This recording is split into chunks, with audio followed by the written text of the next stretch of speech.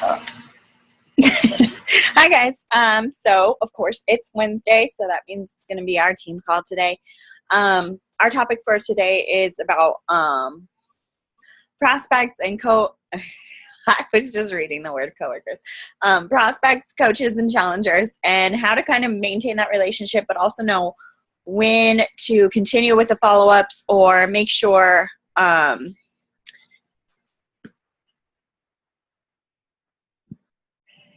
that you're still maintaining relationships that you've been having, and any of those type of things.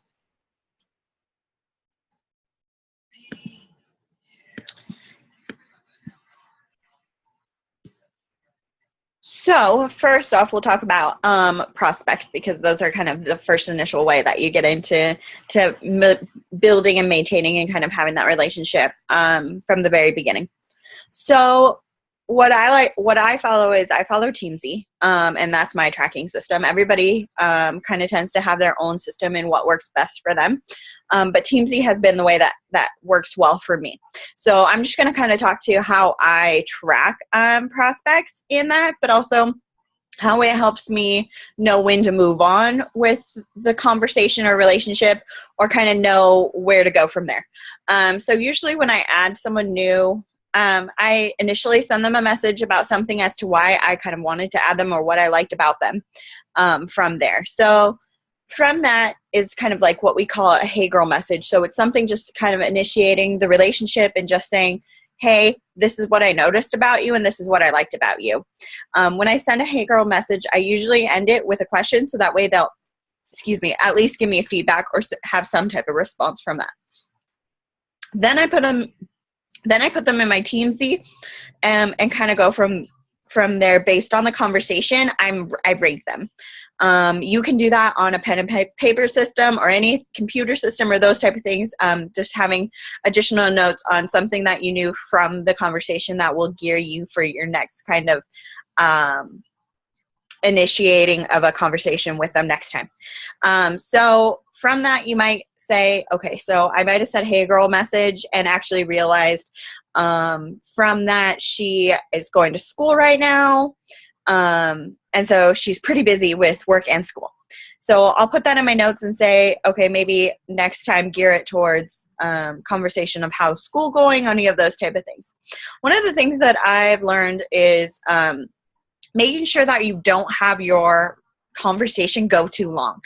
Before, I used to build relationships and not really know when to take the opportunity of to invite from the conversation that I've been having, and just kind of have it ongoing and never really have it go anywhere, which is fine for some of the people that I've had, because I actually had long-term relationships, kind of friendships from that.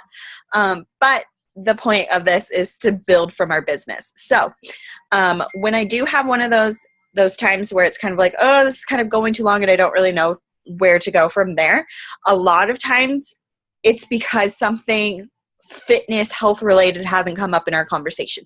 But if it hasn't naturally come up in our conversation, you might want to be checking their pages though too. See if they have a vacation coming up, or see if they've posted a recipe or something along those lines. The other thing too to be looking for is maybe they're liking your posts and they're just not initiating that conversation with you because you haven't brought it up to them. So sometimes that happens too, to where they're like, yeah, I don't really know, and I see your stuff, which is really awesome, but that's just not me, or I've never done that before, so I don't, that's not really what I do. So making sure that you just kind of jump in sometimes and kind of be like, hey, I really love your personality and your vibe, and feel like I just would love to have you in there because you're so much fun. Even if there's something that hasn't been fitness related, you can still kind of gear it towards them and just their personality, and it might be just something that's interesting to them. One of the other things that I've been catching myself on is, if it has not gone to that level, or you've gone and then some, and you're just like, you are so positive, you seem to have a lot of friends, you go out a lot, you do all these interactive things, like you paint night, whatever, do so much interacting things. Have you ever thought of a coaching opportunity? Maybe approach it that way rather than just looking at the challenger type of piece. Maybe approach it automatically from a coaching opportunity because they are so social, or you've learned about financial needs or something like that to those bases. So, okay, let's say you have been building the relationship, you invited, and they said no. This has been another way that I've noticed that I've been keeping the relationship building too long, because I've learned how to kind of deflect from a no. When I hear someone tell me no as far as an invite from a challenge for a challenge group, I don't acknowledge that they said no to me. I acknowledge why they're saying no. And then I can be able to get more information and still continue to build a relationship. Before, I used to be told no, and then it was like, oh, okay, that's the stop of it there. That sucks. But I've really learned to not acknowledge the no and continue to develop and hear them of what they're saying as to why it's a no. So then it's easier to also get sucked into having this really, really long relationship with this prospect and not really going anywhere from there. One of the things that I've been using TeamZ to do then from there is track the notes then from that too. Notice why they say their why, no as to why, and then help them in those areas aside from the challenge group. So let's say I had a girl who was like, really, no, because it's not cost effective for me. I'm doing pretty well on my own. So that's not something that I need right now. And so when they do that, I then was like checking in with her. How are her recipes going? How was her meal plans that she was doing and such?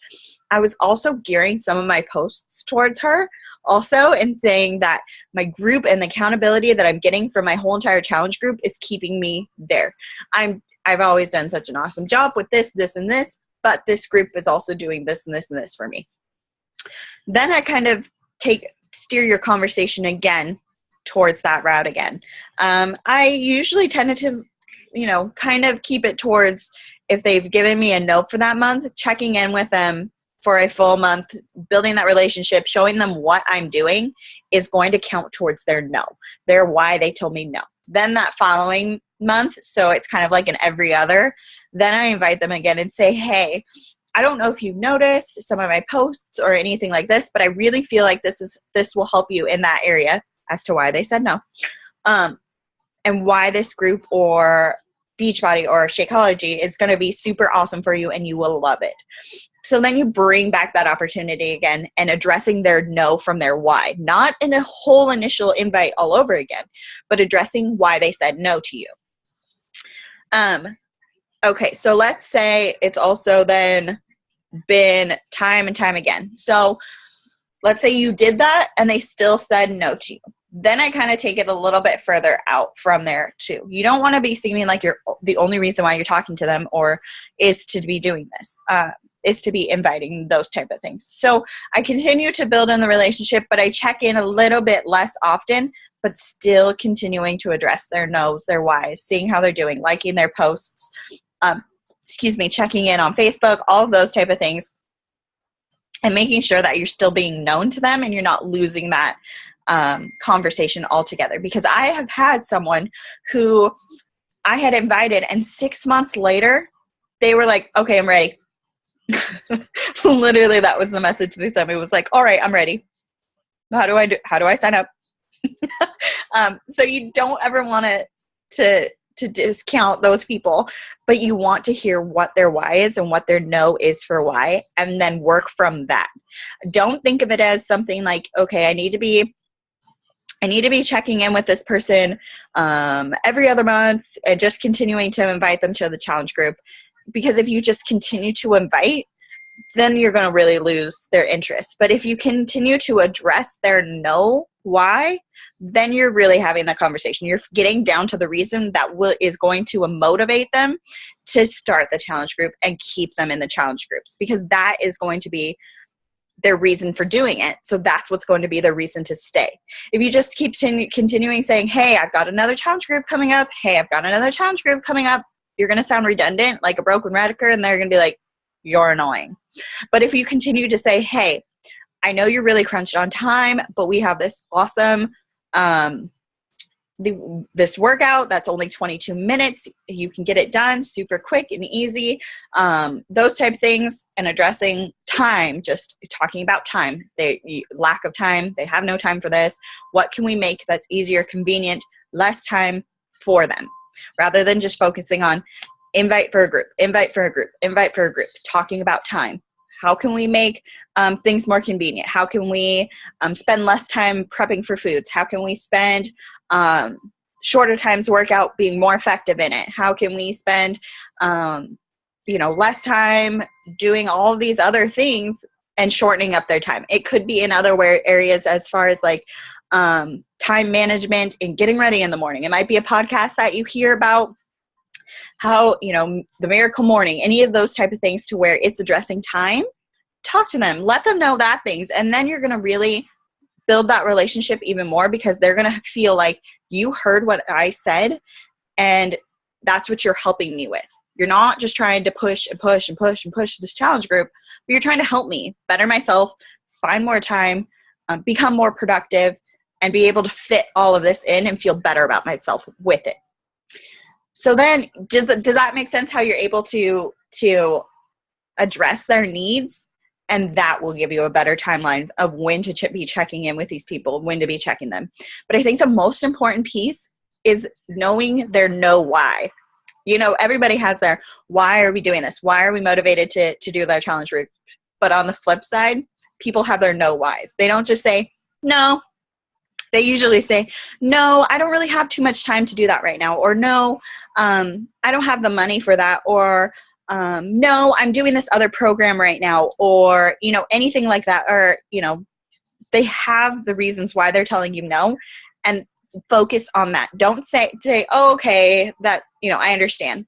Say, oh my goodness. Yeah, that's so cool. What's that program look like? You can learn what they like about that, what they don't like about the program, what's working for them, what's not working for them, and you can build onto that.